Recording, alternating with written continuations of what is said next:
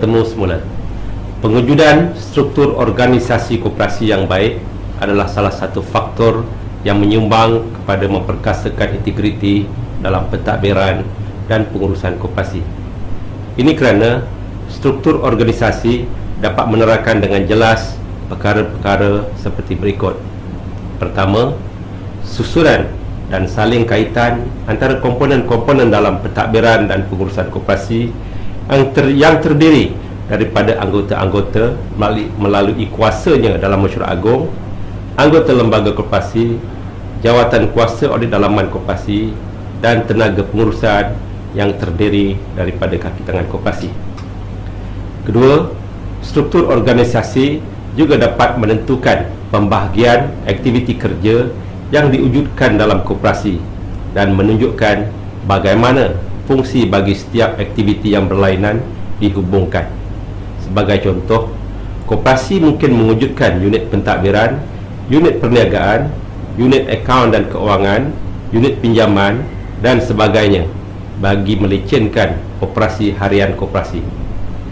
Dengan adanya pembahagian dan pengkhususan kepada aktiviti kerja seperti itu, ianya akan meningkatkan tabik urus dan integriti dalam perjalanan dan operasi harian koperasi. Yang ketiga, struktur organisasi koperasi juga berupaya menjelaskan tentang hierarki dan struktur autoriti atau kuasa dalam sesebuah koperasi.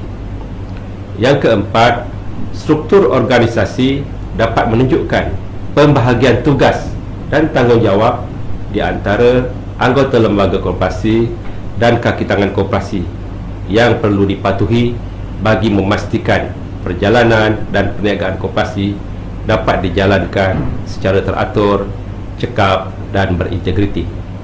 Yang kelima, struktur organisasi dapat menunjukkan bagaimana peranan jawatan kuasa audit dalaman dalam melaksanakan pengauditan ke atas pengurusan dan aktiviti koperasi dan seterusnya melaporkan kepada anggota lembaga. Ini adalah sebagai check and balance bagi memastikan pelaksanaan aktiviti koperasi mematuhi prosedur-prosedur yang telah ditetapkan serta perundangan koperasi.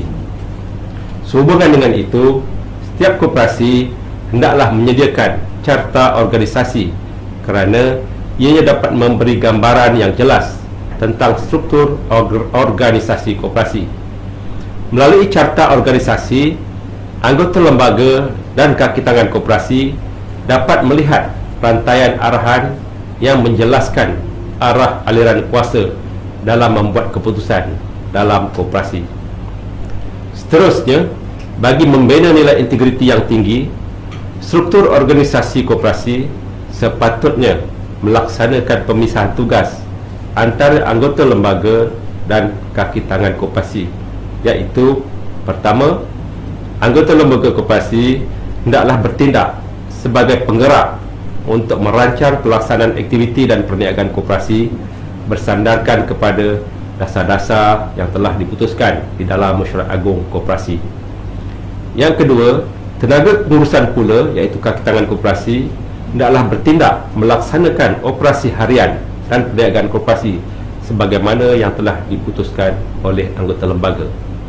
Yang ketiga, anggota lembaga hendaklah memantau pelaksanaan aktiviti dan perniagaan koperasi melalui sistem pelaporan yang didokumentasikan dengan jelas oleh kaki tangan koperasi.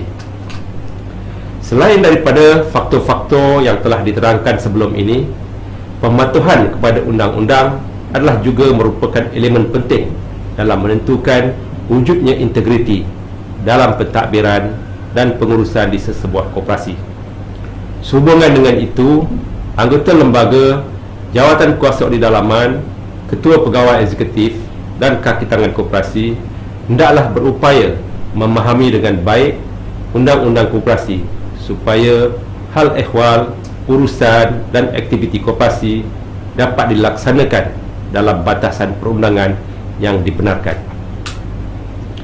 Undang-undang diwujudkan berperanan untuk menentukan tata cara pentadbiran dan pengurusan koperasi dijalankan, dan ianya juga bertujuan bagi melindungi kepentingan anggota-anggota koperasi. Kegagalan anggota lembaga dalam mematuhi perundangan akan menyebabkan integriti dalam koperasi terjejas dan pentadbiran dan urusan perniagaan koperasi dijalankan mengikut suatu cara yang memudaratkan koperasi, anggota koperasi, orang awam dan sektor koperasi amnya. Di antara undang-undang yang perlu difahami dengan baik oleh anggota lembaga, ketua pegawai eksekutif dan kaki tangan koperasi adalah seperti berikut. Yang pertama, Akta Suruhanjaya Koperasi Malaysia 2007. Kedua, Akta Koperasi 1993. Ketiga, Peraturan-Peraturan Koperasi 2010. Yang keempat, Garis Panduan atau Perintah atau Pilik yang dikeluarkan oleh Suruhanjaya Koperasi Malaysia. Yang kelima, Undang-Undang Kecil Koperasi. Yang keenam, Aturan-Aturan Aktiviti Koperasi. Akta Suruhanjaya Koperasi Malaysia 2007 adalah merupakan rang undang-undang tubuh bagi Suruhanjaya Koperasi Malaysia yang mula berkuat kuasa mulai 1 Januari 2008, iaitu sejajar dengan program transformasi Jabatan Pembangunan Koperasi kepada Suruhanjaya Koperasi Malaysia. Akta ini di antaranya membuat peruntukan berhubung fungsi dan kuasa-kuasa Suruhanjaya Koperasi Malaysia, kumpulan-kumpulan wang yang diselenggarakan oleh Suruhanjaya serta kuasa-kuasa penyiasatan ke atas koperasi oleh Suruhanjaya. Akta Koperasi 1993 pula membuat peruntukan bagi penubuhan, pendaftaran, pengawalan dan pengawal selian ke atas koperasi-koperasi. Selain itu, ianya juga berperanan mengadakan peruntukan untuk menggalakkan perkembangan koperasi mengikut nilai-nilai kejujuran, kebolehpercayaan dan ketelusan bagi menyumbang ke arah mencapai objektif sosio-ekonomi negara.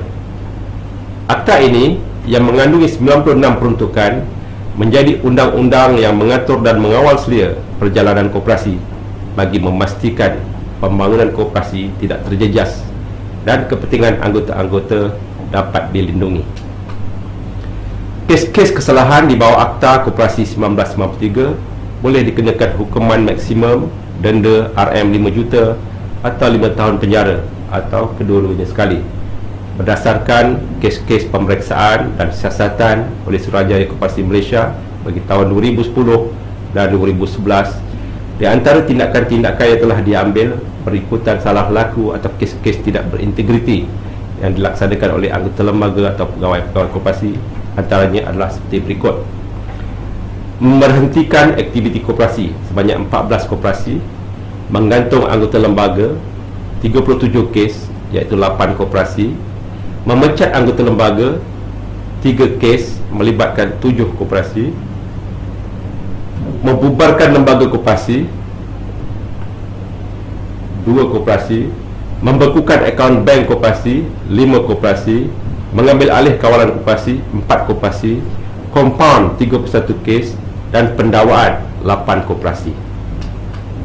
Selain daripada Akta Koperasi 1993, koperasi juga adalah tertakluk kepada Peraturan Koperasi 2010.